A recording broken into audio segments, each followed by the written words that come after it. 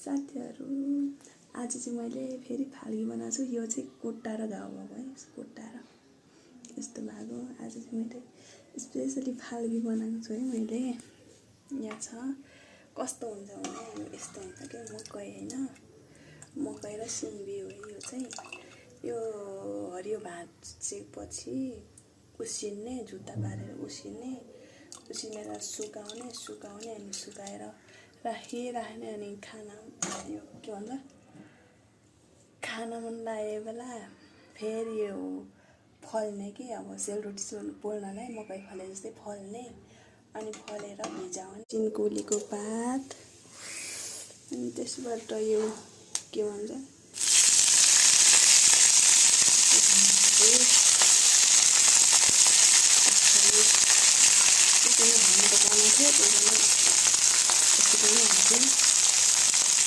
राख्ने बेसार यो राख्ने यो के भन्छ मसला दिउँसोको यो चाहिँ त्यसको लागि राख्ने नुन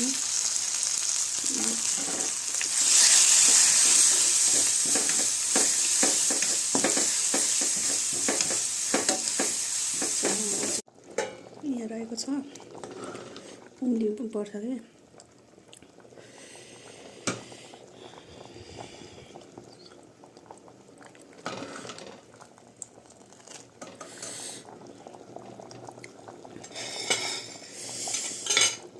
मैले चाहिँ खाइसकेर फेरि थपेको है।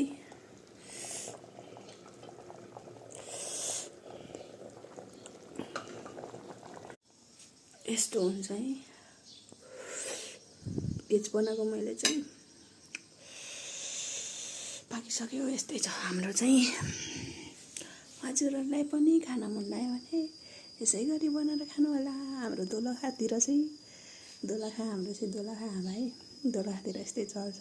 अरूहरूको त थाहा छैन। हाम्रो सुनुवार फाइनली साथीहरू पाकिसक्यो मकै।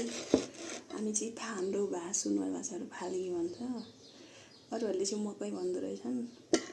कुकरमा 4-5 सिटी लाएर झानझुन पारेर झानिसकेर यहाँ रहेको छ फेरि टिम्बु र लसुनको अचार। टेस्ट गरौँ थोरै।